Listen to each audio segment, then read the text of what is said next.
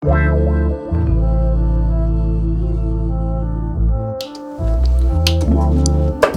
this year, I want to start doing some kind of vlogs. The vlogs will be called From the Studio, with things from the studio.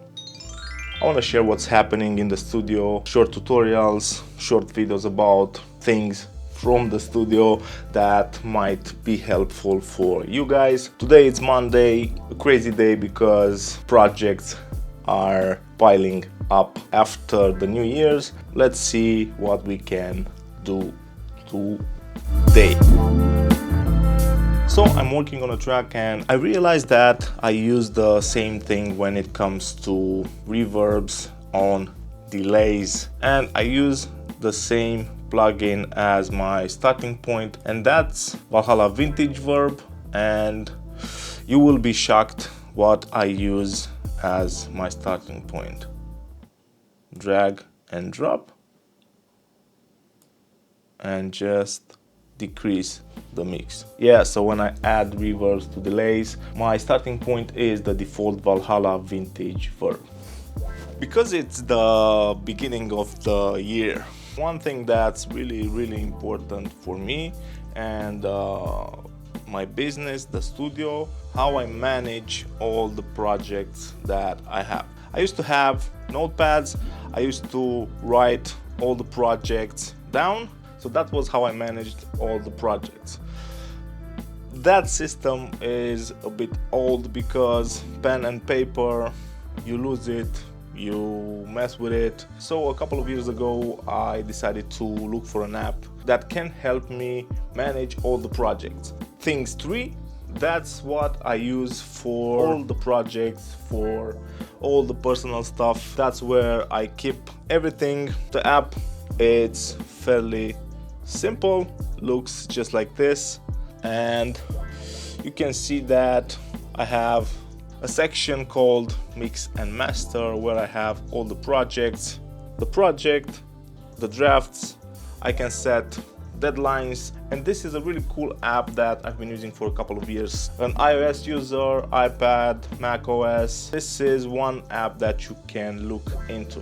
You can set reminders, life-changing I could say, where I started to manage the projects this way. I can clearly see the steps that I have to take, if the session is prepared, if I sent out a draft, the deadline. I can clearly see what I have to do today.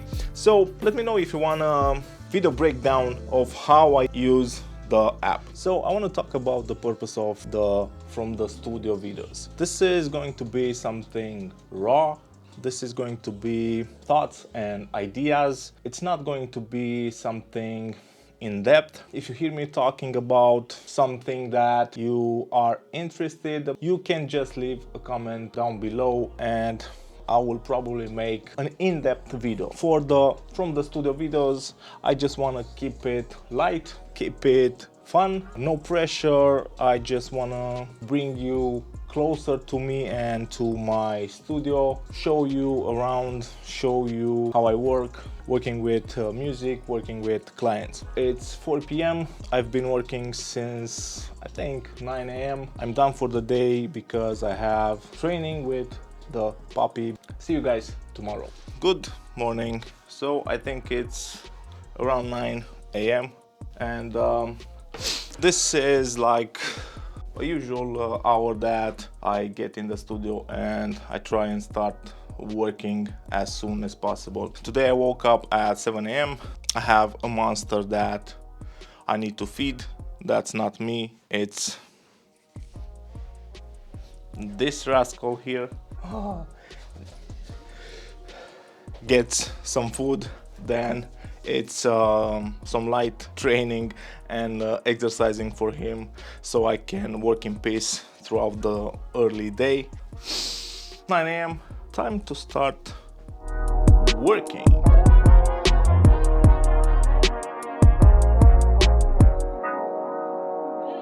Steady, hey go, steady, девочка, девочка, девочка, да, маме, да. Да, kurwa za to, vri, da, Ce fac, mă, acolo, mă? Băi, I have one important piece of advice for you. When you're dealing with clients, always ask for a rough mix. Ask the client, the artist, how much is he or her invested in that sound, the sound of the rough mix. If the artist is really invested and he loves the sound of the rough mix, what I like to do is ask for the process stems: drums, bass, music, effects, vocals. When I import them into Studio One, I have exactly the rough mix, but now I have control to enhance that rough mix, but also stay in between the lines of the vision of the artist. I really believe that this can save you a lot of time and a lot of headaches. Unfortunately, me myself, I fail to follow this advice sometimes, and I work on a draft mix. I think it sounds amazing, different than the rough mix, but the artist really dislikes the direction. In that case, I have to take a step back and just go with the artist's vision, because me as a mixing engineer, I'm not here to impose my taste in music or my taste in sound processing. I'm here to follow the vision of the artist. I think this is a huge important advice that you can apply to your work if you are dealing with any sort of artistic performance. It's 3 p.m. here in Romania, so I still have a couple of more hours of work, so let's get it done.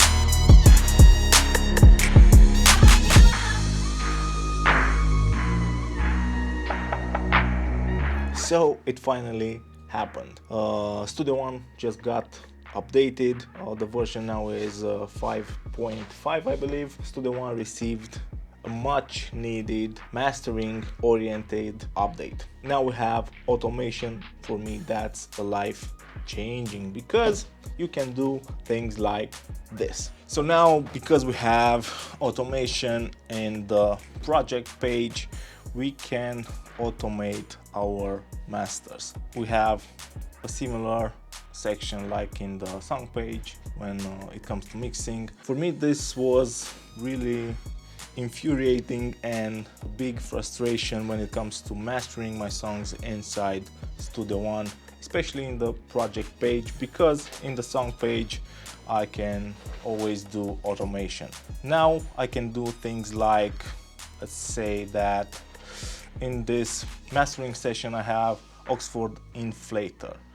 I can hit write automation, play the song, touch the effect, and now I can just automate like that, so I can have a bigger impact from the verse to the hook. Another idea for mastering automation is mid-side processing. For example, I have this Kelvin saturator and I have it in mid-side. I can automate the side saturation, just a touch on the sides to create the illusion of a bigger song, a bigger hook. Yeah. This is a big update for me. I really like Studio One. I love using it for mastering. Another cool addition is that now you can export waves and MP3s in one pass. I usually had to do 2 passes of rendering, and that is a pain in the ass, time consuming, but now you can do that in one take. A bit of a complaint when it comes to the naming system. So let me show you the issue that I have with the naming stuff.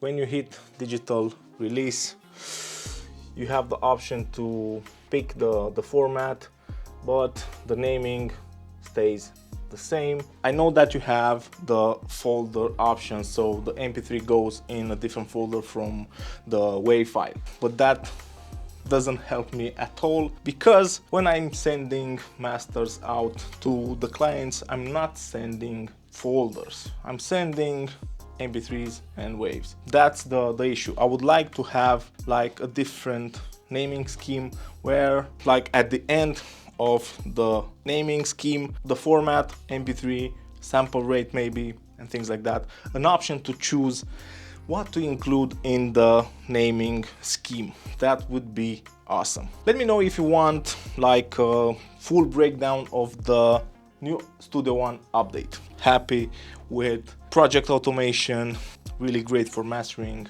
Thank you, Personus. It seems like Echo loves the new Studio One update.